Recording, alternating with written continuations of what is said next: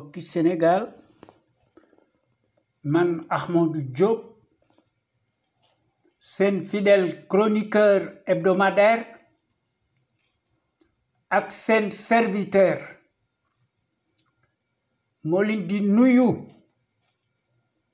ci sunu waxtaan wi ñu tuddee xew-xew réew mi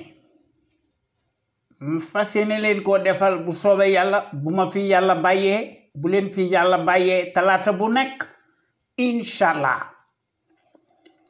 à partir de 17h GMT heure de Dakar soit 19h heure de Paris duutu leen ko jaawatle ñu leen koy defal à travers les ondes de notre radio Sunu Kër FM, la première radio panafricaine nekk ca Californie muy sunu radio exceptionnel bu mag bi de renommée internationale. Kon xam ngeen ne tey talaata 6 juillet 2021 sunu émission bi nu tuddee xew-xew réew mi day gën a am solo. Sunu réew mi tuq su bënn la saañ ba reer dafa takkarnaase ay politikaar encapuchonné ñoo fi nekk di tàngal nit ñi di fen di dajale parce que dafa mel ni que dañ cee am njariñ ay seytaane rajimi lañu waaw ceux qui parlent de terrorisme au Sénégal qui est dégagé de toute terreur peu ou prou soit xamuñu dara ci la géopolitique internationale wala ñoo ko tey wala dañoo ragal a wax librement mënuñoo démontrer matériellement maanaam mënuñoo démontrer la matérialité de ce qu'ils avancent tous des mercenaires transhumants waaw ci loolu lañ nekk sunu Sénégal gii n'est pas le Mali ndax le Mali est 3 fois plus vaste ou plus même que la France dafa am des frontières communes avec le G5 Sahel te Sénégal bokku ci le Mali moo nekk le ciel ouvert des djihadistes Mali amut moyen yi stratégie la politique ndax des groupuscules terroristes armés lourdement ñi ngi opérer di attaquer avec des motos en toute impunité et en toutes circonstances sunu Sénégal gi est totalement verrouillé déni certes am na une frontière avec le Mali et la Mauritanie waaye l'armée sénégalaise est équipée de matériel sophistiqué dernier cri des hélicoptères de combat et des avions de chasse tubaab yi ñoo koy jiite ak américains yi ñoom ñooy survoler la zone de jour comme de nuit ñu koy def comme du lait sur le feu kon di fi tiital nit ñi di fi indi psychose terroriste ay fen la mbir mi affaire politique la Macky Sall moo ko tey ci njariñu boppam rek ci la nekk day jël njariñu boppam mu teg ko ci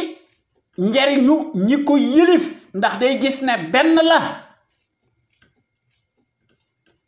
en politique tout se tient en toute logique duma tàyyi di ko wax yenn sénégalais yi nga xam ne dañuy autoproclamé wu naan ay expert lañu ci géopolitique dañoo yaakaar ne ñoonu gën a muus yaakaar ne ñoonu gën a xam li nekk ci Sénégal loolu c'est une simple vue de l'esprit dara amu ci sénégalais yi ak sénégalais yi nekk à l'extérieur ñoo leen ëpp xam-xam fuuf am na politiciens yoo xam ne c'est des hommes de valeur waaye kenn du leen déglu ci Sénégal Macky Sall est le seul terroriste satanique te loolu kenn du ko discuter qu'il se le dise et se le tienne pour dit na ko xam duma tay di ko wax tout gouvernement pro-ethnique et pro-colonial par définition point n'est besoin ngay nek énarque ou technocrate je ne sais quoi encore totalitarisme à la Gestapo moo fi nek te Macky Sall moo koy jiite moo nek le spécialiste des coups tordus mi ngi placer ces hommes yi nga xamné ses fidèles captifs et sa justice de ramassis injuste instrumentalisé et son ramassis de cluster ñi ngi porter atteinte aux contradictions politiques ñi ngi tangal nit ñi ñi ngi sonal nit ñi fitna lañ fi bëgg indi ki di digle cangaay Mr Seck dafa tak rip xam nako am réew lëmm kenn du ko dénk baadoola boo ko dénkee am réew day fuuy baadoole ni moom lay fal ak waasom mu teg ko ci culture ci 2012 Macky Sall dafa nekk dans sa logique totalitaire il nous a menti et nous a trompé et nous a enfariné et nous a habitués bus bu yàlla sakk à des faux bons sur toute la ligne ci la nekk c'est un imposteur un dévergondé un escroc de grand chemin, franc-maçon, jusqu'à l'abîme. Bim toge ci sis bi woné na ni mu mané comme nous dañuy telli ku la gëna mëna sacc mom lañuy fal li fi nek mo fi nek te lolu Macky Sall indi na ci des preuves matérielles à l'appui bu yalla sak ndax dafa montrer son véritable visage hideux waye ci 2012 bi mu bëggé ñu fal ko lamiñu ratax la yoron lénifiant mieux la di tangal nit ñi di fen waaye gis nanu liñ doon wax ne leenu gis teñ bi la rek waaye yan bi yegseegut waaye yan bi yegsi na bu baax te diis na ganna Macky Sall est arrivé au plus haut sommet de l'État par l'esclandre de ces milliards yi mu sàcc scandaleusement dans des postes de nomination tànn sablonnaire kooku noonu rek la ñuy mën a gouverner de la sorte tout dictateur noonu ngay def ndax tout dictateur dafa am ginnaaw sinon du ko ñeme Sénégal fen ak xaalis mooy fale du am njàng du maandu du empathie du leneen l'argent est faiseur de roi et d'opinion qui dafa fuuy te dafa bew ci te ay tapale ci la massa nek nekkul ci leneen en Afrique des fraudeurs nga xamné l'Afrique dite honteusement francophone les manières aléatoires des satellites pantins fraudeurs nègres de service seen mbir day jall comme une lettre à la poste ndax dañoo am ginaaw Macky Sall extérieur lay waxé ak ci par presse interposée hexagonaux ci lay waxé ñoy relayer ay discours et à quel prix mbir mi nañ ko sétat sét deug gi fan la nek ak katch yi fan la nek deug gi ku na xamné fi mu nek ak katch yi Macky Sall ci katch ci la nek nekku ci leneen sama discours duma ko édulcoré ci lool lay nek ci lay jafandu ndax Macky Sall du wacc ñu gala jam ñu jam ko mi ngi tangal nit ñi di fonto réew mi alalu réew mépp sàcc nako ak gangorom ne do ko bandum les principaux pouvoirs politiques qui se sont succédés ont manifestement failli à leur mission régalienne musuñu déglu ben yoon Cheikh Anta Diop qu'on le veuille ou non qui fut incontestablement le visionnaire hors pair l'éternelle figure de proue charismatique, l'icône exceptionnelle, emblématique, le gros calibre homme d'honneur, le Kamit panafricain, le plus grand savant, historique, linguiste, scientifique, égyptologue, historien, le plus considérable et le plus élevé de tous les temps par sa capacité fertile et par son intelligence hors pair. Nga xamné def ko prouvé à maintes reprises à travers le monde entier par ses conférences yo xamné mu indi ci ces recherches purement scientifiques mu teg ko ci dëgg et objectivement ci recherche am yooyu nga xam ne mbindam yooyu ak recherche scientifique dafa nekk de marbre dans la postérité et d'actualité. Il n'en déplaise aux falsificateurs historiques de tous les temps. Cheikh Anta Diop était en avance de plusieurs siècles sur ses contemporains. Ouais, bizarrement, les poupées nègres de service multimilliardaires de la trempe de Macky Sall, himself, en chair et en os, ak ñoom Alassane Ouattara, tous des mercenaires, politicards, désertiques, des postes de nomination tànn sa bu la neex ci rapine politique qui la ñu nekk ak di def ay combine ay ratonnade ci la ñu nekk sont les plus nuls amuñu njàng seen bopp rek lañ fi nekkal ak ñi leen yilif di leen aar Macky Sall moo ci yées de toute l'histoire du Sénégal gis nañu ci suñu étourderie ndax dañ ko faloon à défaut et par dépit dans des circonstances totalement exceptionnelles inédites ay décret présidentialiste inflationniste automatique qui la nekk mu koy def mu ci def une gouvernance pathétique ethnique muy le potentat nga xam ne bu defee ay njombeem ay kàcceem def koy nier vertement sur toute la ligne fekk abrogé wuñu la constitution moribonde qui a un caractère ludique pervers idyllique et blasphématoire autoritaire ndax na mooy garantir l'impunité d'un Dieu sur terre te constitution bi élaboré wuñ ko te kenn wutewu ko à l'unanimité par voie référendaire des Sénégalais et des Sénégalaises te pensé wuñ ko par nous-mêmes et pour nous-mêmes si ce n'était la volonté de Senghor yal na ko yàlla xare àjjana kon dañuy tàngal naan Senghor dafay def un état de droit boo xam ne ci fokaar moo lay doon dictal li ngay def état de droit nag lañ ko mën a defee en marchant sur des cadavres te kooku cela relève tout simplement d'un mensonge grossier mbir mi buñ ko wàññi nañu wax dëgg gi fi mu nekk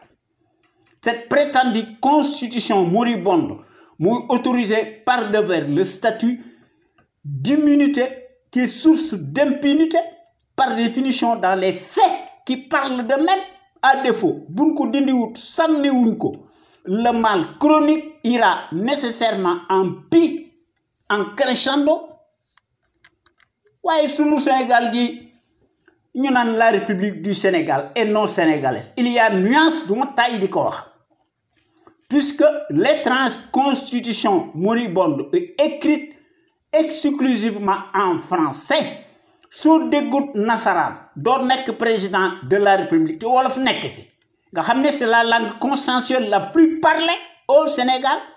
nga xam ne photocopie qui est largement distribuée dans les 13 autres pays francophones nga xam ne et sous tutelle coloniale buñ ko tuddoon la République sénégalaise aurait pu avoir plus de tonalité et de portée politique.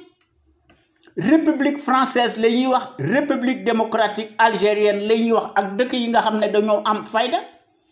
waaye depuis 2012 liñ fi amoon kus néew ci ay acquis démocratique jóge na fi baadoola bi ci la nekk mu dekkal sacré yi une justice bridée politique soumise instrumentalisée du pied à la tête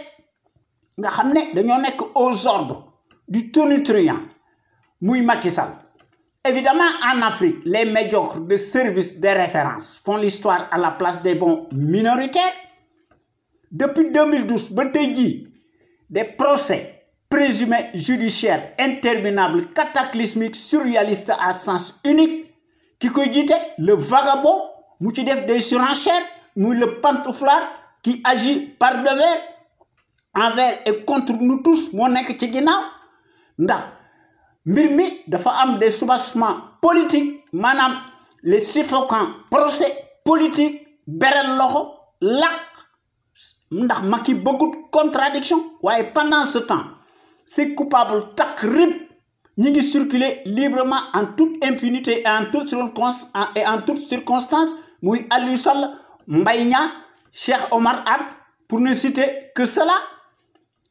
Aliou Sall mi ngi digérer dans les eaux troubles sa proie mi ngi circuler maanaam mi ngi digérer sa proie dans les eaux troubles de l'APR nga xam ne mbir mi doy na kii man sàcckat bu mag la te loolu gis nañ ko ci pétrole bi évidemment le pigeon voyageur muy voyager ci Belgique te loolu dañ si ñëw tout à l'heure CREI yi moo fi nekk addiction décret présidentialiste automatique autoritaire nga xam ne mi ngi prolongé wu ci sur le local peu crédible douteuse découpage administratif autoritaire tong-tong Ndakaaru la capitale sénégalaise CREI yi moo fi nekk Macky Sall dekkal ko ci 2012 nga xam ne arsenal judiciaire moo fi nekkoon te boobu kenn xamul Macky Sall mu tuddee ko sa cour royale de l'enrichissement illicite décret présidentialiste une cour martiale unique au monde digne de la Stasi conflit d'intérêts manifeste très grave nga xam ne la CREI est totalement illégale politiquement cliniquement et politiquement et cliniquement même totalitarisme à la Gestapo moo fi nekk point barre nga xam ne CREI seeni mbir day jàll comme une lettre à la poste ndax Macky Sall da leen a teg son arme de guerre confiscatoire à la démocratie et aux libertés fondamentales de conscience évidemment lu jiwoo jeexul jógu fa le prédateur tonitruant autocrate clinquant de la mécanique des décrets présidentialistes inflationnistes ci loolu la nekk ndax ñëmuwut a dàgga sante par télévision ou par média interposé ragal bu mag la day def solo ndax bëggut séparation des pouvoirs day bañ a feeñ ndax dañ koy làq pays civilisé ci loolu lañ nekk dañuy def ay primaire di dàgga sante ay journalistes professionnels ñu nekk fa tous les partis politiques ak leur chef koo xam ne dangaa bëgg a nekk président de la république da ngay indi sa programme nga xam ne nga koy def sans quartier programme bi leer naññe sénégalais yi ak sénégalais yi di tranché waaye Macky Sall loolu du ko def day accourbouté wu ci maanaam day accourbouté wu ci maanaam sur la thématique terroriste mu insulté par devers et par-dessus tout le suffrage universaliste ndax xam na li mu def ndax dafa bëgg a làq boppam ak waa këram et toute sa bande de canailles loolu la au Sénégal tous nos hôpitaux dañoo nekk des mouroirs à ciel ouvert hôpital Le Dantec moo fi nekk ak principal te principal soo amul xaalis doo faju te ñoo ko tey kon ki ñu amal affaire dafa nekk un absolutiste Machiavel traître fraudeur nègre de service jusqu'à l'abîme de toute l'histoire du Sénégal muy Macky Sall. Macky Sall nous gouverne d'une main de fer et par une dictature qui tourne comme jamais nga xam ne ci fake news ci la nekk du ma tay di ko je pèse bien mes mots et je sais de quoi je parle ndax xam naa le poids des mots. Macky Sall n'a jamais respecté d'un iota ce à quoi il a été élu à défaut et par dépit dans des conditions totalement exceptionnelles inédites le 25 mars 2012 à savoir la non-réduction de son mandat bi mu ne woon daf koy jële ci juróom-ñaari at ba ci juróomi at feneti na nga xam ne ci loolu gis nañ ko ci sur la pitoyable parodie et référendaire dëmm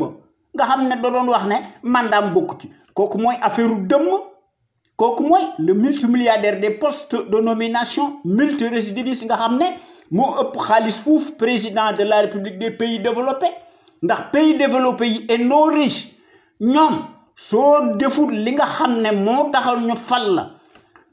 prochaine échéance électorale kenn du la fal ci président yi waaye fii addu kalpe moo fi nekk ay tonton makut ñu koy démocratiser waaw nga xam ne day nekk consensuel ñuy comparer naan dégg nga marron yeeg fi ay PDS ki calo bleu déedéet ay kàcc la beaucoup qui de utiliser les moyens de l'État en lieu et place du gouvernement du peuple par le peuple et pour le peuple ay députés soumis ñoo fi nekk.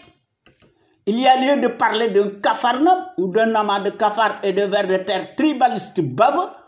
qui koy jiite mooy le caïd putschiste clanique clinquant né l'homme de la surcharge pondérale di l'entonnoir colonial ou le caniche de l'Occident né de Koubandoum de la démesure nga xam ne ci tukki ci la nekk di fen di dajale ñu koy gratifier de façon paternaliste, dont l'immoralité n'échappe plus au commun des mortels, par sa bassesse et par sa lâcheté inégalée et inégalable,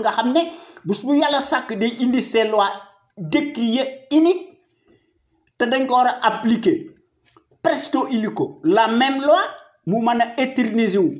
en prison pour le reste de sa vie, ñu jox ko des circonstances aggravées, mu bénéficier d'une peine incompressible de 30 ans et plus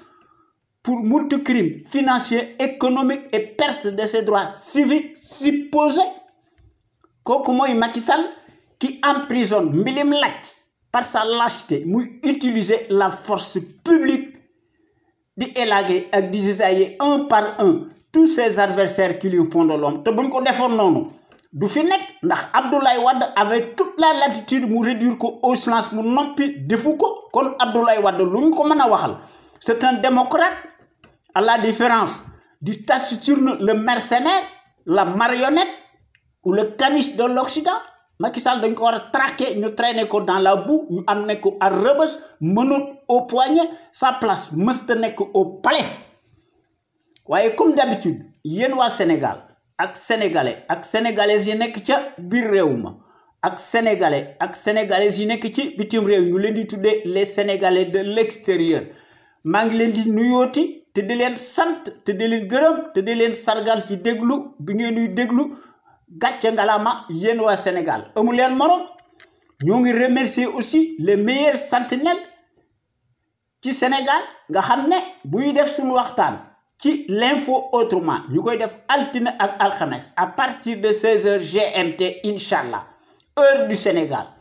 Gor yi def des rediffusions par les audios très audibles toute la semaine et sans répit ndax dañoo gis ne mbir mi dafa nekk une question de fibre patriotique, de pédagogie, d'abnégation et d'altruisme. Ñu mettre en lumière les mystifications du label menteur professionnel, profanateur, mécréant, franc-maçon, fàtte na li taxoon ñu fal ko ci 2012 à défaut et par dépit dans des circonstances totalement exceptionnelles, inédites, lim dige woon defu ci dara. Kooku mooy le minable kleptocrate des horloges de l'heure, agitateur, traître, teigneux en place, amul benn mérite,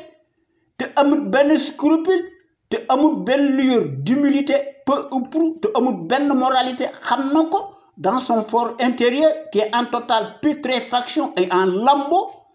Macky Sall himself est un accident de l'histoire. Macky Sall est plus dangereux qu'une enzyme, du ma tay di ko wax. Toute sa politique def ko teg ci rambaaj ci tappale ndax mu yaakaar ne mën naa jafandiku ci pouvoir bi di fi wax terrorisme alors que c'est lui le premier terroriste numéro 1 et exclusivement waaye nag day appuyé ci sur sa bande de justiciers yoo xam ne da leen di considérer comme ses armes de guerre. Waaye gor yi nga xam ne bokk nañ ci bu mu paree suñu waxtaan wi ñuy tuddee l'info autrement samedi bu nekk ñu indi beneen waxtaan ñu tuddee ko en toute objectivité.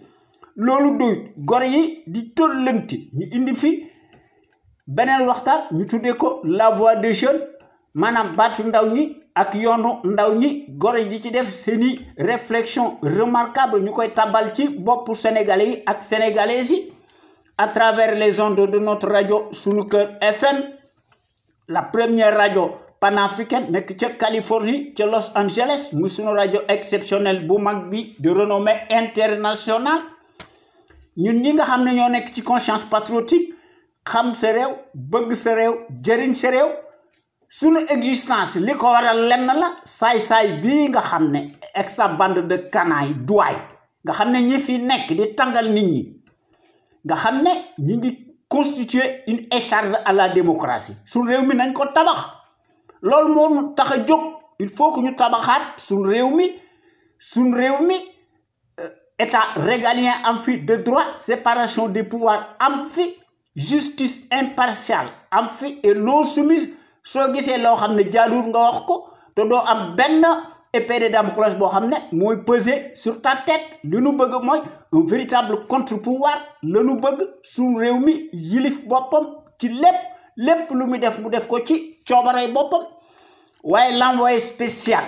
coloniale attitré en Afrique et accrédité à Dakar nga xam ne dafa joxewoon ay gage nga xam ne ci 2012 mu waxoon ko Nicolas Sarkozy lu jiw jeexul jógu fa ci loolu la nekk ba nëgëni ñu koy gratifier ak toute sa bande daanaka tous les politiciens sont extraordinairement gratifiés par le gendarme colonial li kenn mus koo gis. Depuis 2012 à nos jours nous avons assisté à une république des scandales ak seeni casserole torrentielle nga xam ne ñoom ñëpp dañoo nekk des insulteurs et des comploteurs et des fauteurs de troubles à l'ordre public te Macky Sall moo koy jiite. Une dictature qui tourne à plein régime intégralement négationniste d'apartheid et des parjures cataclysmiques qui la ñu nekk ñu ciy accommodé en permanence day gu jeex ñuy indi des contre-feux en n'en plus finir te loolu ñun ñi nga xam ne ñoo nekk ci CPC loolu bokkut ak suñuy gis-gis de la démocratie suñu Sénégal gi lu ñu mën a wax dafa mas a nekk un grand pays historique au point de vue du savoir pluriel et de la morale éternelle en puissance waaye la Serbie bi nana kër li ko yitteel mooy la dépendance dynamique ndax ci njëriñu boppam ci la ko teg muy Macky Sall le champion de la rupture aléatoire et de la corruption le chantre du népotisme nga xam ne muy le valet de l'Occident une certaine presse démb qui se déchaînait pour un oui ou pour un non et de façon péremptoire, abusive sur l'ancien régime Abdoulaye Wade,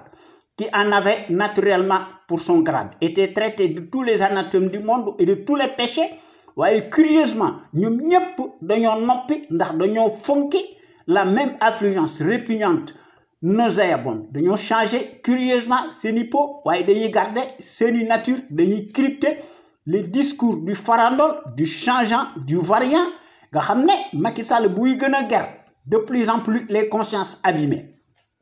La même séribilité dañuy changer de tonalité et de sémantique di jéem a rafetal alors que presse boobu day participer directement à la corruption parce que elle est engraissée dañ koo sexal ay sucette moo tax ñu noppi ndax Macky Sall mi ngi def l'apologie du nazisme monétaire muy l'ingérence coloniale nga xam ne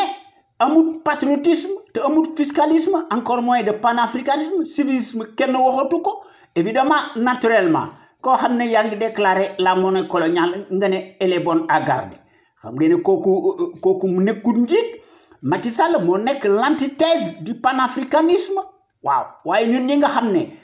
ñoo nekk bokk nañ ci panafricain yi nekk debout ba tey jii Macky Sall ak Alassane Ouattara et compagnie ñuy tappale qui s'agrippe sur la monnaie coloniale yaakaar ne mënoon ñoo nax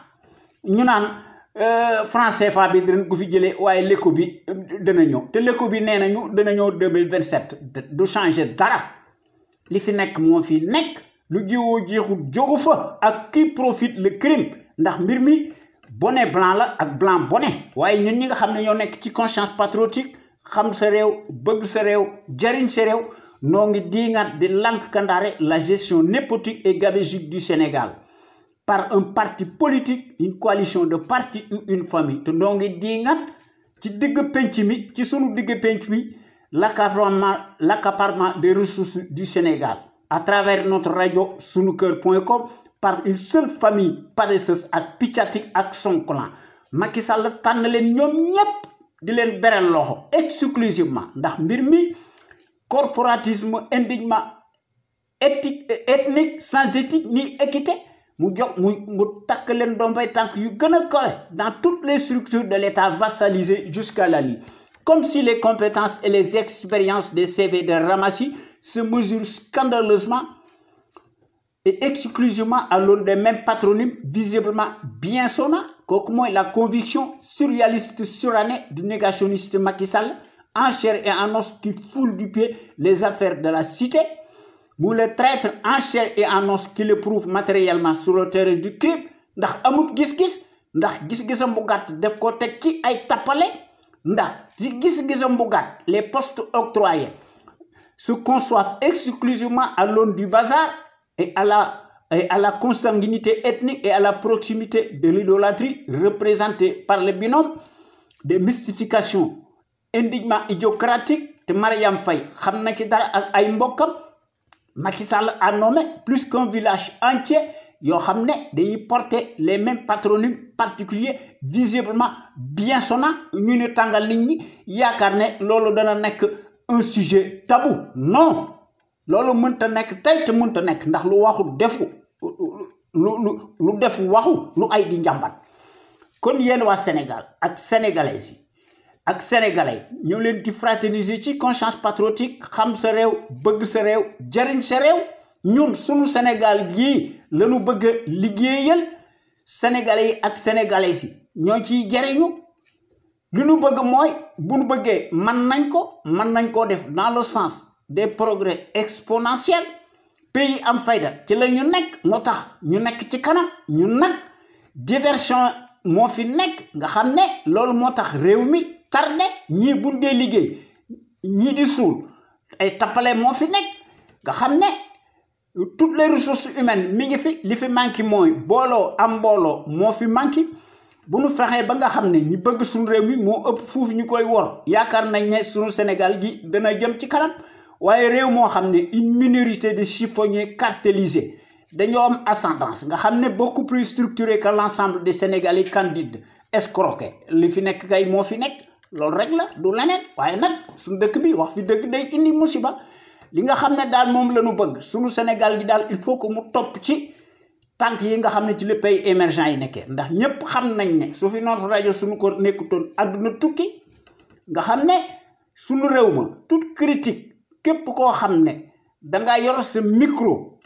ngay wax dëgg nga indi ci des preuves matérielles à l'appui badalo bi l'encombrant le tyran day déglu waaye kooku daanaka bala moo pare Macky Sall dana indi ses auxiliaires de service brossé ses tontons macoute ak seeni nervi kooku dañ koy defal presto illico mandat de dépôt waaye les fonctionnaires politicards paresseux mercenaires alimentaires dañuy xam noppi di sëgg ndax dañoo nekk une sarabande de vers de terre baveux li ñu mas a doon nga xam ne dañoo nekk le symbole maléfique des traîtres baveux unifiés dans l'âme boivent sans répit le calice jusqu'à la lie du haut de leur rang ndax dañuy dund ci mbaggum suñu réew mi en toute impunité et en toute circonstance nga xam ne dañuy naan kati jantabe bitelu sàngara lañ gëm ak champagne bi nga xam ne ñoom rek ñoo koy naan keneen du ko naan ndax sàngara boobu dafa seer waaye nag ne tarisse pas d'éloge à l'égard du fasciste encombrant lequel paraît-il n'a pas de défaut mais rien que des qualités te gëmuñu ci dara seeni njariñ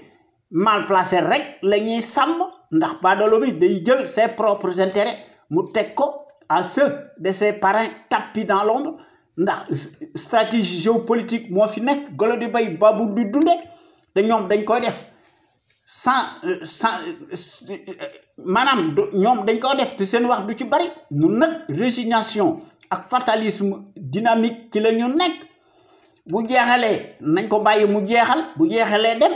maanaam loolu moo tax su réew mi alku li ko waral lenn la singularité affreuse du paysage de l'échiquier politique sénégalais nga xam ne ñoom ñëpp dañuy xar mat ndax dañoo mas a nekk ci seeni platitude manifeste ndax mosuñoo nekk des intellos c'est des incultes qui se travestissent transhument se transvasent piteusement véritablement en abrutis dévergondés d'un camp à l'autre à chaque magistrature obligée et ses morts infinies nga xam ne dañoo mas a nekk les symboles de la tartufferie nauséabonde nous doivent leur promotion sociale indue qu'à la mesure de leur immoralité de bas étage nga xam ne kii saaga tey soo liggéey su faloo moom la ñuy àndal ndax dañuy changer seeni trajectoire en fonction de rétribution financière selon la météo du moment waaye li yës ci ab dëkk muy une presse farandole ndax presse dafa baax ci ab dëkk ab presse bu baax dafa war a jouer son rôle d'avant-garde waaye ay mercenaires ñoo fi nekk ndax une certaine servilité très loquace démb seen wax bari woon na waaye nag tey kenn xàmmeetu leen ndax c'est une presse bien engraissée nga xam ne seeni mbir dañ ko defoon lu dul ci seeni propre intérêt mesquin et mal placé moo tax badalo bi indi fi l'aide à la presse qui est source de corruption ndax de loolu crime la waaye la misère galopante et le chômage endémique chronique diwlin bi dafa seer suukar seeg lépp buñ ci boolee corona bi surtout l'augmentation des denrées de première nécessité et les coupures intempestives récurrentes du courant électrique xuy kamaj foo ko takk weesu na ko nga xam ne day atteindre des proportions démesurées ndax facture de complaisance et le manque d'eau moo fi am surtout ndox mi dafa am plomb nga xam ne ndox fu mu amul courant amu fa day nekk une menace réelle pour la santé des populations waaye koo xam ne mënoo lijjanti ce courant boo nee da ngay def plan Sénégal émergent loolu ay kàcc la li nga xam ne daal moom lañ fa gis depuis 2012 l'émergence coloniale et ethnique en puissance en continu moom lañ fa gis suñu Sénégal gi ñu naan dafa am indépendance totale souveraineté tout nga xam ne Sénégal suñu Sénégal gi dafa nekk aux anges loolu da ay wax la rek ay kooku c'est des vœux pieux li ci nekk kay mooy te kenn du ko xonto gendarme colonial daal mooy jatam suñu réew mi vassalisé jusqu'à Lali ndax pays yi nga xam ne dañoo am fayda day su fa amee pétrole ak gaz ak des minéraux de toutes sortes dañ koy foqar ci nangu ko këf ko te képp koo xam ne repp nga ngay violer seeni espace aérien ak terrestre da nga rëccu loo doon juddoo waaye baadoolo bi yoonam nekku ci muy la servi waaye nag li ko waral lenn la dépendance financière de la presse dafa mas a nekk une réelle menace à la démocratie te loolu cela en dit long sur une certaine presse corrompue nga xam ne amuñu benn moralité peu ou prou nga xam ne qui devient de plus en plus affreuse affluente par son abondance nauséabonde pantouflarde affamée par définition pourrie de la tête aux pieds ñuy laaj pitance di laaj ndimbal ñuy tàllal seeni loxo ak seeni këll di tuubal sàcckat bi nga xam ne c'est une presse farandole qui se dégonfle à la place publique parce que engraissée par les deniers de l'État Macky Sall leen ko jox leen ko neexale nga xam ne c'est une presse qui se passe éperdument de la déontologie journalistique professionnelle s'en fout de tout et piétine allègrement les traitements objectifs des informations se cramponne nag dangereusement et se complaît dans sa bassesse dégoulinante nga xam ne baadoolo bi di leen tiim mu leen di defal le couteau sur la gorge nga xam ne ñuy bind di sëgg di raam ñuy bind li nga xam ne neex na baadoolo bi muy le farandole le dictateur le despote Macky Sall waaye nag un fonctionnaire suicide n'est jamais synonyme de patriotisme te loolu Macky Sall wane na ko ndax Macky Sall mësta nekk benn yoon un kilifa ndax kilifa dëgg da ngay tëdde njaaxaanaay waaye koo xam ne da ngay faralaate waaye Macky Sall moom loolu bettu ñu ci moom ndax Macky Sall dafa mas a nekk un chef de bande d'un parti politique cliniquement clanique clinquant te loolu yàgg na ko wane ci sunu digg dëkk bi muy Macky Sall le label du foutoir en chair et en os nga xam ne ci 2012 ba tey jii ñu ngi ko doon peindre sur des défroques victimaires de l'heure et sous la baguette magique de la référence propagandiste mondialiste de l'arbitraire et de la tyrannie ñuy jokkook dans le secret des dieux avec la servilité endogène en place ñuy tàqamteku di yalwaan loolu moo tax badalo bi fait du bruit à l'échelle internationale et par presse et par télévision interposée ndax mi ngi jouer bu baax aujourd'hui plus que jamais sur le piano américano-français waaye yoonum nekkut ci à nos attentes pressantes urgentes nga xam ne yoonum nekkut ci il passe tout son temps à restreindre drastiquement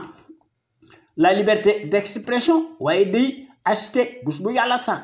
les consciences abîmées présumées notables de l'heure yemut ci loolu day gën a fuuy di gën a def li ko neex muy commander du matériel de répression à sa clientèle préférée nga xam ne ñoom dañuy sant naan Macky Sall yàlla na fi yàgg waaye nous les Sénégalais ak les Sénégalaises loolu day ñaanuñu ko yàlla li ñuy ñaan daal mooy mu jóge fi ci ni mu gën a gaawe ci nii mbaa ci naa ndax les populations sénégalaises astiquées siphonnées ñu leen di considérer comme un matelas financier ñu leen di cribler d'impôts et de taxes de toutes sortes nga xam ne ñi ngi fay bor bi te bor bi diis na gann nga xam ne yet wu ni duma noo ko jënd te paaka bi ni rendi noo koy daas te loolu doy na kii man waaye nag ñun ñi nga xam ne ñoo nekk ci conscience patriotique xam sa réew bëgg sa réew jëriñ sa réew danoo considérer ne suñu bëggee man nañ ko ndax suñu Sénégal gi yilif boppam lépp lu muy def mu def ko ci coobarey boppam ndax mu mën a retrouver sa dignité ak sa plénitude lépp loo xam ne daf koy def ci mu def ko ci coobarey boppam ñu topp ci tànk yi nga xam ne ci les pays émergents yi nekkee waaye hier comme aujourd'hui Depuis 17 ans, Sun Radio sunuker.com qui est à l'avant-garde et à la pointe du combat, juste et pour l'émergence du Sénégal, debout et fier de l'être. Sun Radio bu mag bi day musta nek ci les chantiers battus ndax day proposer du neuf te day briser les tabous te day bousculer les idées reçues te day innover manam day indi yokkute te nak yemul ci lool ndax day populariser la démocratie ndax Sun Radio bu mag bi musta nek ci les conventions surréalistes de l'établissement, s'inscrit dans sa trajectoire révolutionnaire qui évolue dans le bon sens des valeurs et des progrès immenses, exponentiels, salutaires et indispensables pour que nous soyons capables d'assurer le destin de notre pays sur des bases voulues, en toute logique, en toute indépendance et en toute conscience, qu'on le veuille ou non, et n'en déplaise la pestilentielle apérisée satanique, notre média est devenu comme jamais un phénomène de société, reste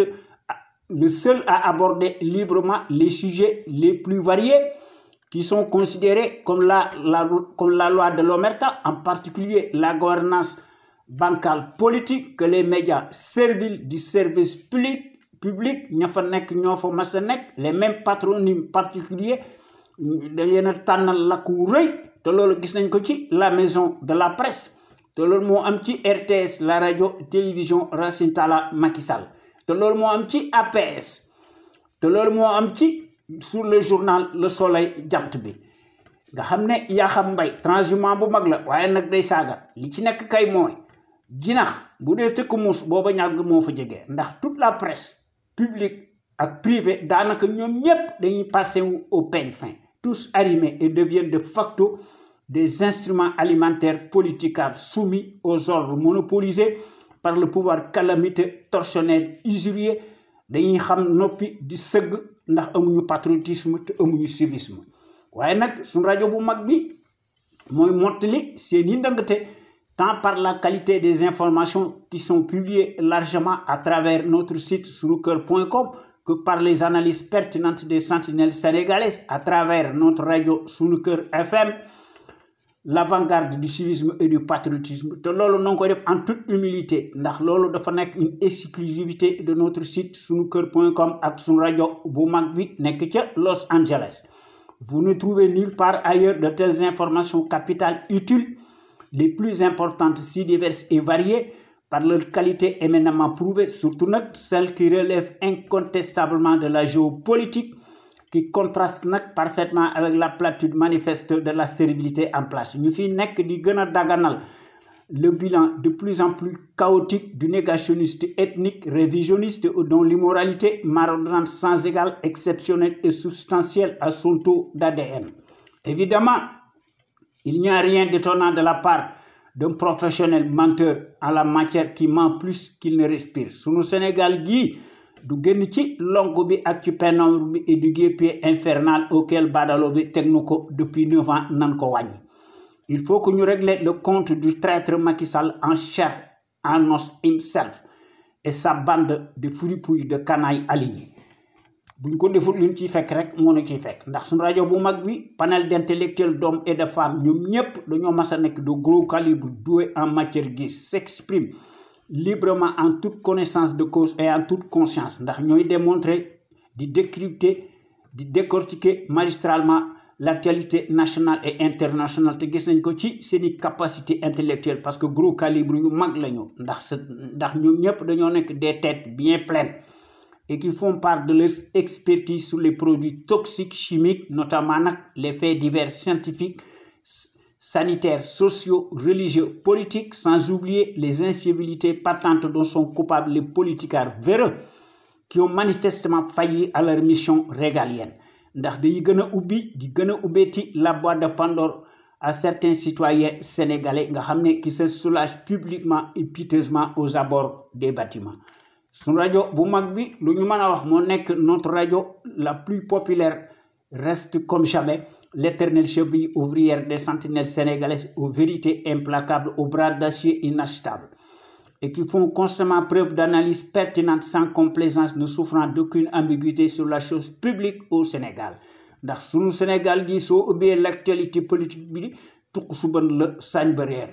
nga xam ne actualité politique bi day bari ba nga xam ne day senn te day siit du ñu xam fan la ñuy commencé ak fan la ñuy commencé dañuy seet li nga xam ne mënuñu ko ñàkk bañ a wax ñu wax ko ndax bu ñu bëggee wax lépp wax dëgg yàlla duñ ci génn waaye ñun ñi nga xam ne ñoo nekk membre actif nekk ci conscience patriotique xam sa réew bëgg sa réew jëriñ sa réew li ñu yitteel daal mooy te foofu la ñu jafandu ñu unir rassembler autant de patriotes sénégalais ak sénégalaises autour de ne rien que moi pour cela nag ñun ñëpp li ñuy ñaan ñu indi ci suñuy détermination indi ci patriotisme indi ci civisme ku ne indi ci sa xalaat bu rafet ñu ñëpp ñu boole suñuy ténacité de chaque personne nga xam ne mu ànd ak la démocratie participative inclusive li nga xam ne nag mooy jëli wu mag wi muy la clé de voûte maanaam la volonté politique de chaque sénégalais ak sénégalaise pour que suñu Sénégal gi nekk le phare de la démocratie plein développement économique politique militaire financier am fi son soldat si ñu jox leen mooy takku extensible ndax ñu mën a assurer la sécurité de nos frontières aériennes ak terrestres la liberté de circulation des biens et des personnes ndax ku lay dimbali day ëmb sa sangal te loolu gis nañ ko ci Mali waaye jàngkat bi fi nekkoon daal muy Cheikh Anta Diop téeréem du jeex ndax Cheikh Anta Diop day jusqu'à sa mort téeréem li mu waxoon daal moo ci nekk ndax il savait de quoi il parlait ndax Cheikh Anta Diop doon wax ne l'Afrique doit opter pour une politique de développement scientifique et intellectuel et y mettre le prix. Sa vulnérabilité excessive des 5 derniers siècles est la conséquence d'une déficience technique. Le développement intellectuel est le moyen le plus sûr de faire cesser le chantage, les brimades, les humiliations. L'Afrique pourrait devenir un centre d'initiative et de décisions scientifiques au lieu de croire qu'elle est condamnée à rester l'appendice, le champ d'expansion économique des pays développés. waaye baadoolo bi day moom day jafandiku ci les accords de défense te loolu mën naa ci def discours yu bari waaye nag bëgguma rallonger notre émission loolu moo tax ma koy wàññi waaye nag ñun dañoo nekk ci suñu combat légitime il faut que ñu réformer impérativement le régime présidentiel moribond prédateur par définition ñu remplacer ko par le régime parlementaire bi Mamadou Dia doon jiite leneen lu nu def day nekk lu un coup d'épée dans l'eau suñu dëkk bi nañ ko tabaxaat de façon qu'il soit dynamique ñu indi fi des institutions fortes inviolables respectées par des patriotes sénégalais imbus de la fibre d'honneur suñ fi bëggee am une gouvernance irréprochable ak un état de droit pour cela nag loolu dafa nekk liggéey bu rëy maanaam dafa nekk une tâche primordiale kon il faut que ñu créer les conditions optimales obligatoires suñ fi bëggee am une véritable politique économique saine, transparente, financière, attentive et ce sur la base de nos intérêts vitaux, légitimes, supérieurs de la nation sénégalaise. Pour toutes ces raisons, il faut que nous tekki sunu bopp réew mi de véritables sentinelles sénégalaises charismatiques, de manière qu'elles soient en mesure de créer une impulsion dynamique pérenne. Cela étant dit, il faut que nous cultivions le patriotisme, la démocratie, la justice sociale, la justice tout court, l'éthique, l'équité, l'unité nationale am fi sécurité am fi te lu ci manki wax dëgg yàlla dara du xew waaye ñun ñi nga xam ne ñoo nekk ci CPC xam sa réew bëgg sa réew jëriñ sa réew ñun ndox du bàyyi yoonam il faut que maanaam ñu doonoo nekk ci taxaw tem ndax noo ngi rehausser l'étendard de nos valeurs pour cela nag il faut que ñu taataan ci ak di puiser ci dans le trésor inestimable de nos valeurs hommes d'honneur yoo xam ne ay suufi yu mag lañu dañoo màndu ñu tëdd ci suñu digg dëkk bi ñu enseigner seen xam-xam ci suñu université yi ci suñu collège yi ci suñu daara yi ak ci suñu école primaire yi te bu ñu fàtte aussi suñu jàmbaar ju mag ji muy Lat Dior Ngoné Latyr Diop l'homme de la résistance armée notre héros national qui combattit farouchement l'armada coloniale pendant 24 ans. Malgré la supériorité numérique et matérielle des envahisseurs a versé son sang et marqué d'une empreinte digitale toute sa vie, a livré des combats acharnés sans merci, combats humétiques face à l'armada du colonialisme repoussant. Lat Dior Ngoné Latyr Diop, notre héros national, tomba fièrement sur le champ de l'honneur, les armes à la main, à la bataille de Dekele, le jeudi 27 octobre 1886, avec 2 de ses enfants majeurs, Thiendella Niabass ak Sakhawari Niabass. Nga xam ne ci bis boobu beaucoup de ces guerriers ils laissèrent leur vie yal na leen yàlla xare àjjana amin mu ci combat historique boobu resté de marbre ndax dans l'histoire du Sénégal en tout cas démb ci Kajoor n'importe qui daal ne pouvait pas prétendre le titre de Damel du Kajoor ndax ci jamono jooju li nga yoo da nga koy nuru te da ngaa war am fitu gaynde ndax ci jamono jooju soo bëggee nekk Damel du Kajoor il fallait avoir l'esprit du sacrifice et la capacité de résistance te da ngaa war a nekk un homme de poigne te doo trembler comme une feuille morte te da ngaa war a subir nag autant d'épreuves d'endurance te da ngaa war a combattre en même temps sur le terrain des hostilités te Lat Dior Ngoné Lat Diop le résistant def na ko à l'âge de 15 ans moom rek moo ko fi def waaye au Sénégal des temps modernes kenn xametu ko méconnaissable nos soi-disant présidentialistes de la République des ténèbres ñoom ñëpp ay sàcckat yu mag lañu waaye nag ki nga xam ne moo ci jiitu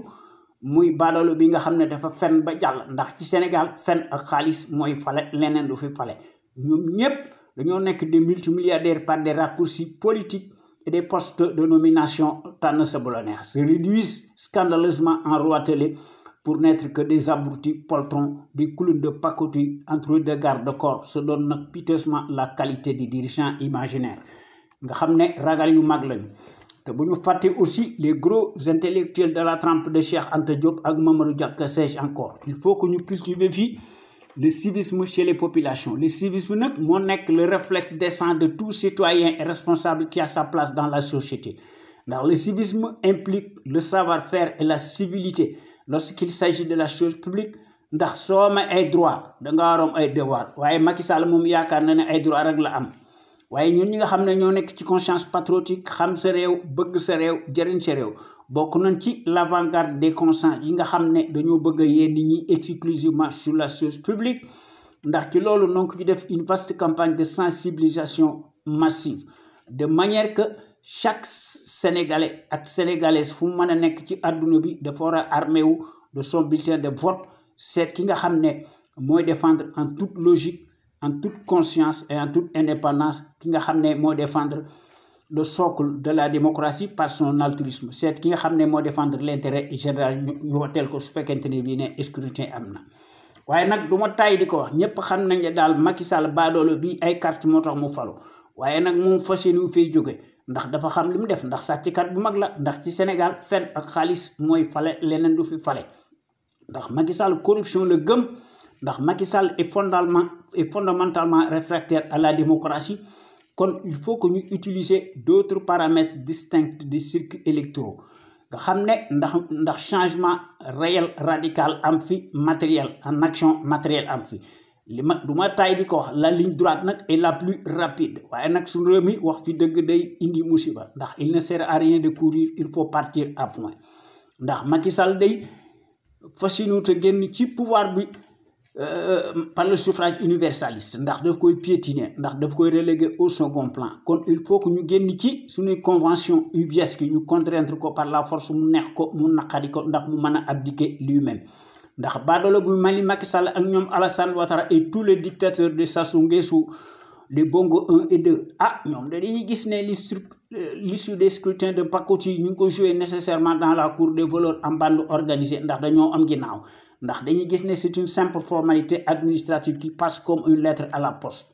kon sunu Sénégal gi mënta échapper vraiment aux contingences mondiales obligatoires su fekkente ne bii ne dafa bëgg a yilif boppam lépp loo xam ne bët daf koy def mu def ko ci coobaray boppam ndax suñu rajo bu mag bi de renommée internationale dafa am crédibilité bu mag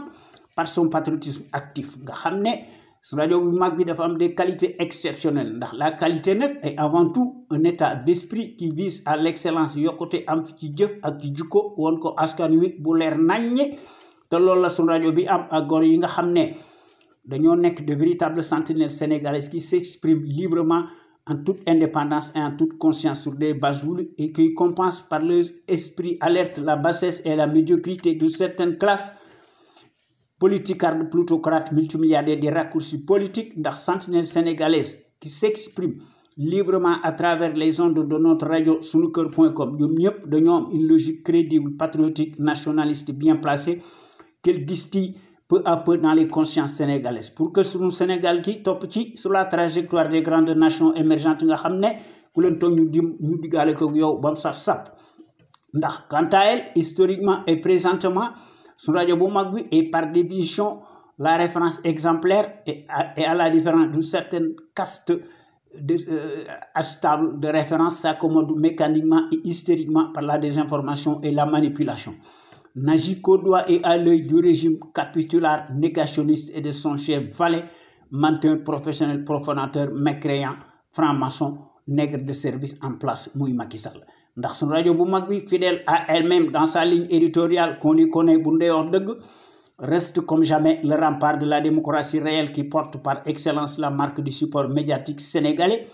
le plus libre pour son indépendance plausible par rapport à un exécutif corrompu, juge et parti, et qui dicte par devers sa propre loi arbitraire au nom de la tyrannie pour faire taire toute voix discordante des opinions libres. Ndax sentinelle sénégalais si wote nañoo baadolo yi nga xam ne politikaar nga xam ne dañuy tubal baadolo bi di ko sarxu di yoro seeni këll ak di tàllal seeni loxo ndax góor yi nga xam ne ñooy wax à travers les ondes de notre radio sunuker.com nekk ñu fi rek di sànni ay xeer wala di wax lu leen neex ndax bés bu yàlla sàkk dañuy proposer des solutions concrètes pérennes et tangibles ndax ñu mën fee créer un véritable Sénégal émergent totalement opposé à celui des menteries inflationnistes fascistes. Kon nag tey nanu wax ci sunu temu tey bi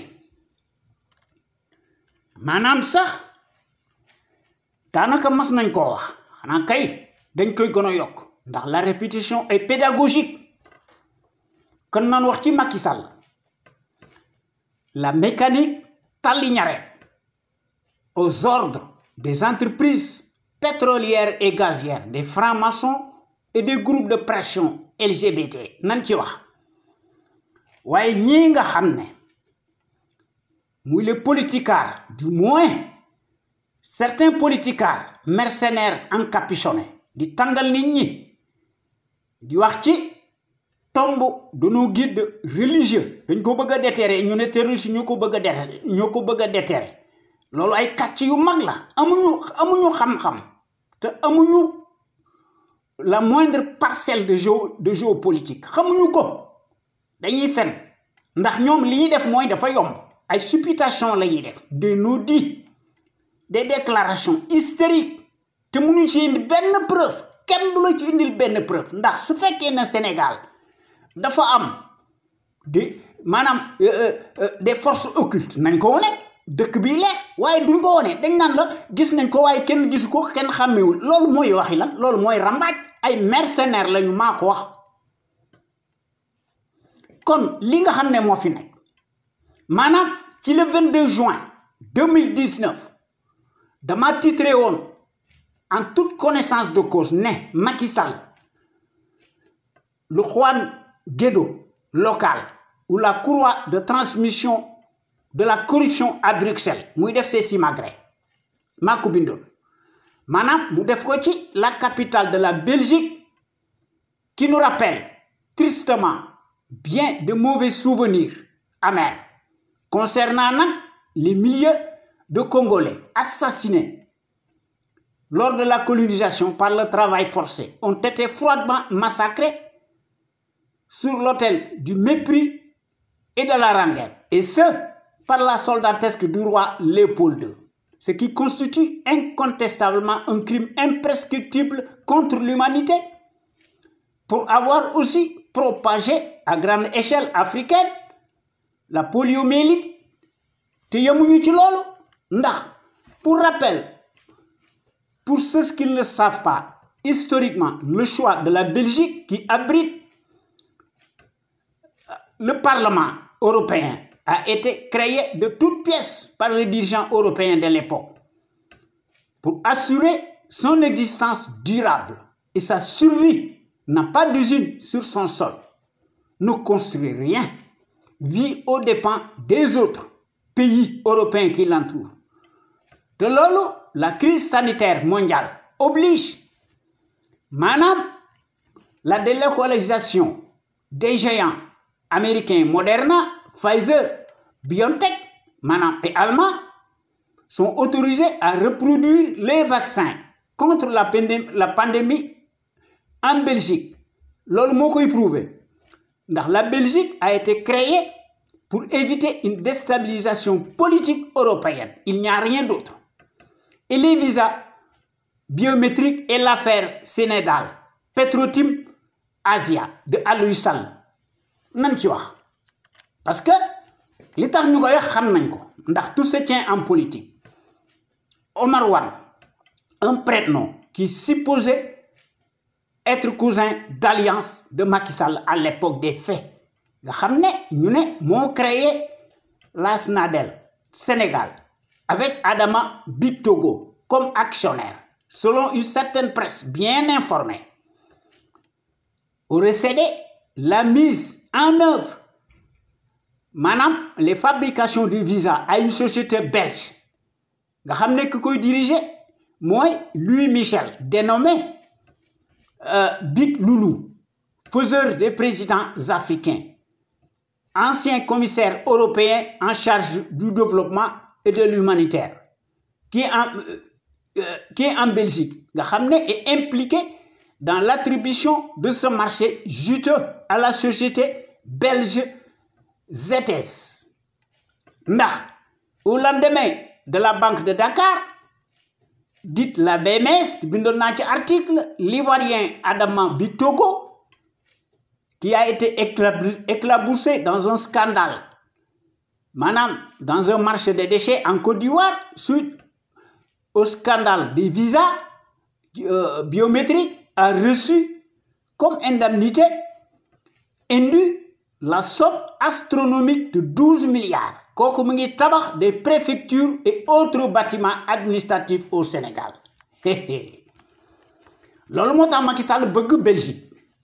C'est dans ce pays que le caractériel altéré, l'aliéné, plus connu sous le nom du tristement célébrissime nègre de service, dit le vassal de l'impérialisme, est allé s'agenouiller bassement une fois de plus devant ses maîtres suprémacistes blancs bon teint, auxquels il a prêté allégeance, fait son show et son numéro habituel usuel. Ndax Macky Sall loolu lay def ndax da leen a bëgg a plaire. Voyez comment un tel plastique si lâche jusqu'à la moelle, qui interdit tout par devers et à la moindre incartade, réduit tout à lui et qui promeut quotidiennement chaque jour que Dieu fait la culture de la trahison et la corruption massive à ciel ouvert. Peut-il être un exemple de la bonne gouvernance ou un redresseur des consciences? Ndax mbir mi affaire Macky Sall buñ ko seetloo ba seetloo ko, Macky Sall est par définition l'antithèse du panafricanisme. Maanaam nos oppresseurs s'érigent en donneurs de leçons et de moralité. Li koy wone mooy en lieu et place des Sénégalais que nous sommes, qui devrait trancher en dernier lieu, l'Europe s'autodéclare faiseur de roi et d'opinion chez nous, se substitue allègrement à nous, choisit l'un des éléments corrompus de la planète entière, muy Macky Sall, qui prétend défendre le développement et l'anticorruption, mon œil et je ne sais quoi encore. C'est une insulte doublée d'un cynisme profanateur à l'encontre de tout un continent humilié en dit long sur un prédateur incorrigible et dont la platitude manifeste et substantielle à son égoïsme repoussant. Mais dans quelle planète sommes-nous au Sénégal? Te li ma ci xam mooy je défie Macky Sall. Maanaam l'envoyé spécial colonial titré en Afrique et accrédité à Dakar, qui parraine par devers la caste LGBT, ne dira jamais publiquement par vidéo et par audio qu'il n'appartient pas à la secte maçonnique. Et régulièrement, dans les valises des bailleurs de fonds, ne lésinent jamais sur les moyens et commande tout azimut du matériel de répression à sa clientèle préférée, laquelle naturellement se frotte les mains et pourvu que cela perdure, ñoom loolu lay ñaan. Waaye li ñuy fàtte mooy quand Macky Sall s'exprimait sur les droits des homosexuels à l'université de Harvard ci États-Unis, maanaam Macky Sall doon wax ne il faut protéger les minorités. La vidéo a été supprimée par YouTube et à quelle fin? Waaye plus tard Macky Sall yemul ci loolu dane qu'ils soient homosexuels, c'est leur problème. Ajouta-t-il, c'est bien gardé d'en dire autant pour les nombreux musulmans majoritaires au Sénégal. Loolu li muy wone, aussi paradoxal que cela puisse paraître, le câble de la France-Afrique chante du népotisme, de la corruption et de la pagaille, de l'anarchie, du cannibalisme politique, de l'archaïsme, des transvasements et de la transhumance. Par ses folies dépensières, jouit du pouvoir et ses voyages superflus à travers la planète entière, par le truchement de sa justice, des courbettes injustes, couchées, instrumentalisées, interposées, triées au volet. Nga xam ne Macky Sall mooy trier ceux qui peuvent participer ou non au cirque électoral. Nga xam ne Macky n'est jamais l'odeur d'une sainteté. Voyez, à Bruxelles et en Europe, il est béni. Voyez, Macky Sall de bénéficier étrangement d'une notoriété et d'un paternalisme en Europe. On marche sur la tête. Kooku mooy l'affabulateur qui n'a aucune parcelle de moralité, ni d'éthique, ni d'équité. Par ces séquences démentielles en cascade, répondait à l'invitation, nous dit-on, du chef de l'exécutif européen, Jean-Claude Juncker, a eu quand même le culot de défendre le développement et la lutte anticorruption, alors qu'il est l'antithèse de la malgouvernance, de la bonne gouvernance. En d'autres termes, le Conseil anticonstitutionnel, qui est sous contrôle du menteur professionnel, blanchit la déclaration hystérique du patrimoine gigantesque du vainqueur, voleur himself, confisque par devers tous les leviers du pouvoir au Sénégal, Moui Macky Sall. Maintenant, tous les autres organes de contrôle soi-disant institutionnels n'ont qu'une existence virtuelle, demeurent déjoués pour celui-ci. Comment vouloir défendre à la fois le développement et l'anticorruption en faisant le contraire, et qui consiste à faire l'apologie du nazisme monétaire? Un contresens, n'est-ce pas? Or, on sait que la monnaie française, madame colonie française d'Afrique, dafa nekk un instrument d'asservissement, de domination, de pression et de chantage. De loolu, je l'ai déjà exprimé à maintes reprises dans mes chroniques hebdomadaires.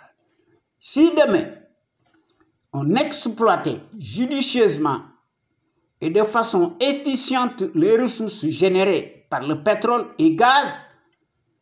qui couleront à flot, pour ne citer que cela,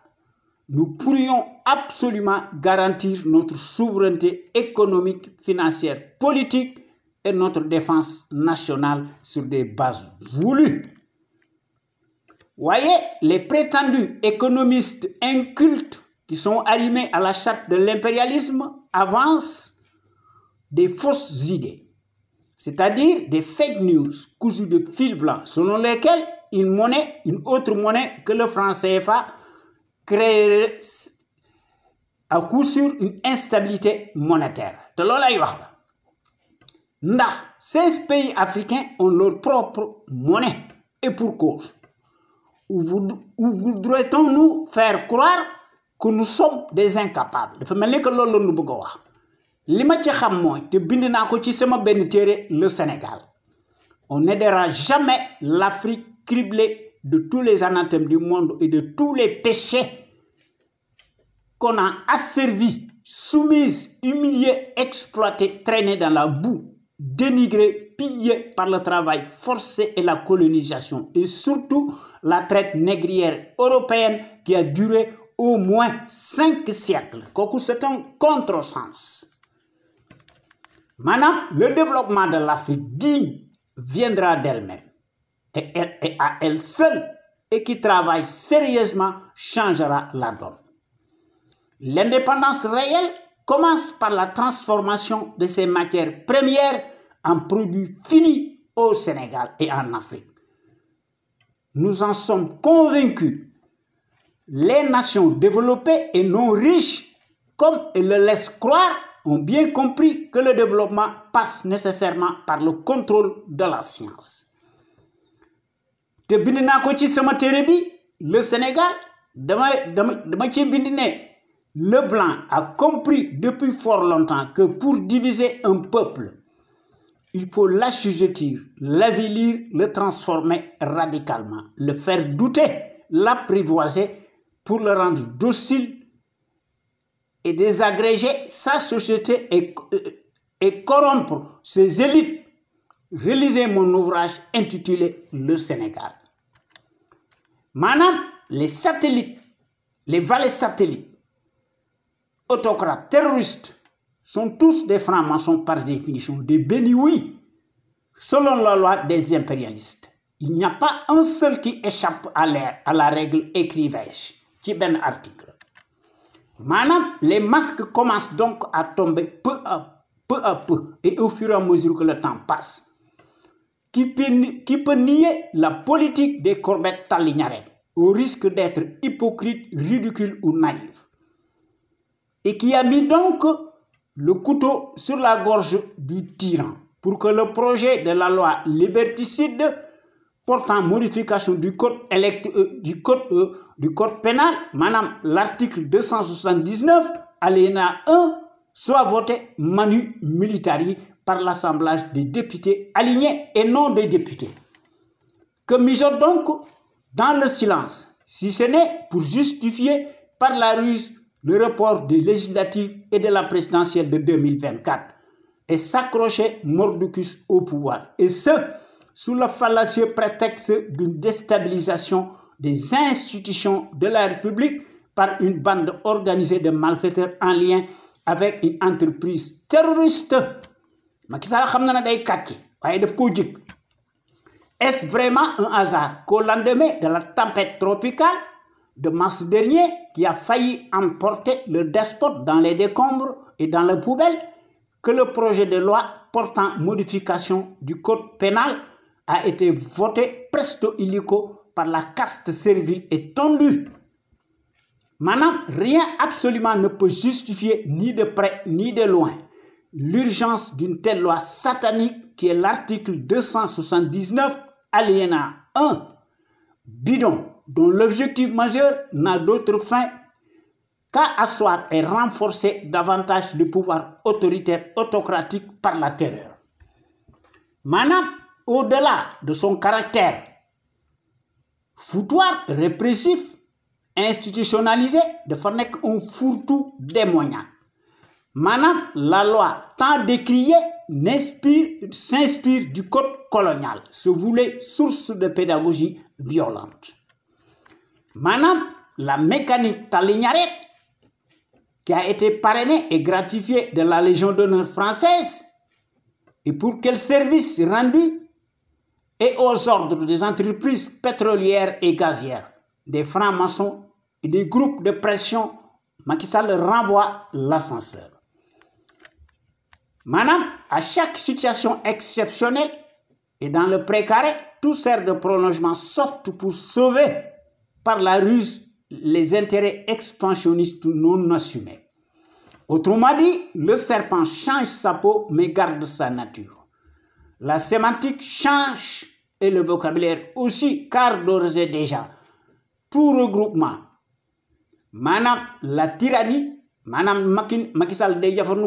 la tyrannie pour restreindre drastiquement la liberté d'expression. Cheikh Tidiane Gadio dafa nekk un dangereux mercenaire cagoulé qui a eu la langue pendue, où l'autre Satan, dit le transhumant, a bien brouté et mangé dans leur atelier de Wade et celui de Macky Sall. Ndax Gadio moo nekk et les yeux et les oreilles du tyran. Ndax selon une certaine presse bien informée, nous dit-on qu'il sait qu'il y a des terroristes au Sénégal. Nga xam ne finalement dañ ne des cellules dormantes, Cheikh Tidiane Gadio moo ko identifié. Ndax les cibles, à savoir les mausolées de nos dignitaires religieux moo nëy loolu ay kàcc la. Ndax ci Sénégal terroriste mënu fa dugg. Terroriste ñi ngi nekk ci au nord, naka lay mën a jóge du nord en passant par la capitale malienne ba dugg Sénégal jàll Mauritanie loolu mënta nekk ay kàcc la. Pour rappel, l'archive audio exhumée par le journaliste Pape Alé Niang met à nu les propos de Cheikh Tidiane Gadio, selon lesquels Danéon du transhumé dans les jours troubles de l'APR. Léegi anamu maanaam mbir mi buñ ko seetloo ba seetlu ko naar bi lu mu wax ci tant ba la ko jële fa la ko tibbee maanaam l'affabulateur parmi tant d'autres n'est jamais fiable et pour cause ceux qui s'assemblent se ressemblent s'illustrent comme jamais, n'est-ce pas? À quoi joue-t-il et pour qui et à quelle fin? Maanaam la taupe encapuchonnée doit s'expliquer et être entendue. Il faut que mu wax nu ses sources. À défaut,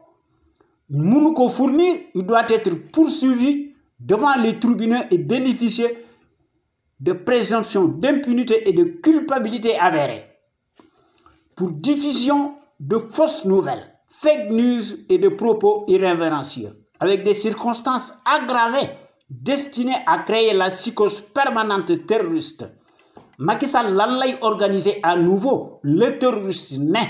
qui est sous les plis et les bottes des lobbies franc-maçonniques et des LGBT. Maanaam celui qui obéit au doigt et à l'œil du tyran veut-il donc créer les conditions de crimes d'État masqués pour justifier par la ruse ainsi le report sine die de la présidence de 2024 ndax day surfer sur la thématique terroriste invisible en s'appuyant sur une loi d'exception et au nom d'une instabilité politique des leurs. Notre pays de la Teranga, le Sénégal, est dans une zone de turbulence. Maanaam les pyromanes en bande organisée qui ont créé des intentions malveillantes menacent directement la stabilité politique, l'unité nationale et la cohésion sociale, sont prêts à tout pour mettre le pays à feu et à sang. Ñoom Cheikh Tidiane Gadio ak seen njiit loolu la ñu bëgg. Au Sénégal, la secte franc-maçonnique et les lobbies homosexuels intouchables ont le vent en poupe et le dessus sur tout prime sur nos valeurs traditionnelles. Nga xam ne dañ leen relégué au second plan. Les malfaiteurs en bande organisée sont mieux structurés que le reste. Comme on dit, pour aller de l'avant et rebondir demain, maanaam les taciturnes de la trempe de Macky Sall font profil bas et se tiennent tout petits et dociles comme des moutons tondus, tressent du bout des lèvres des éloges taillés sur mesure en laissant croire une fidélité spontanée à leur mentor du moment.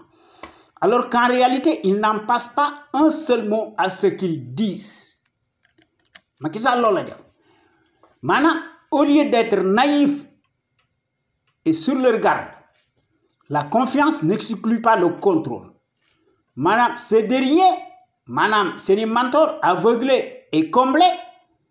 dañuy créer demain les conditions de leur descente aux enfers ndax dañ leen di renvoyer l'ascenseur pour di leen jox des postes de nomination tànn sa bu la neex te loolu lan Macky Sall jurale. C'est là où le bas blesse et le tour est joué et malheureusement pour leur grade ci seeni mentor. Maanaam day nekk il sera trop tard pour corriger le tir, agir et arrondir les angles parce que dañ leen a bett te loolu dafa nekk une réalité tangible qui ne souffre d'aucune discussion possible. Ce mal s'explique par le fait que nous copions servilement les pratiques usuelles qui sont venues d'ailleurs, que nous considérons comme étant des valeurs universalistes. Autrement dit, au lieu de rester nous-mêmes, nous préférons importer tout jusqu'à commander, jusqu'à l'abîme, des boutons de chemise et des aiguilles. C'est que nous manquons cruellement d'élite altruiste responsable à l'endroit et à la place et à l'endroit qu'il faut, dont le moins que l'on puisse dire sont immatures inapte et incapable politiquement kon bo gagné maa ngi leen di jox rendez-vous inshallah ci sunu émission bi ñu tuddee xew-xew réew mi leen koy defal à travers les ondes de notre radio sunu kër FM la première radio panafricaine sunu radio bu mag bi de renommée internationale jërëjëf et merci.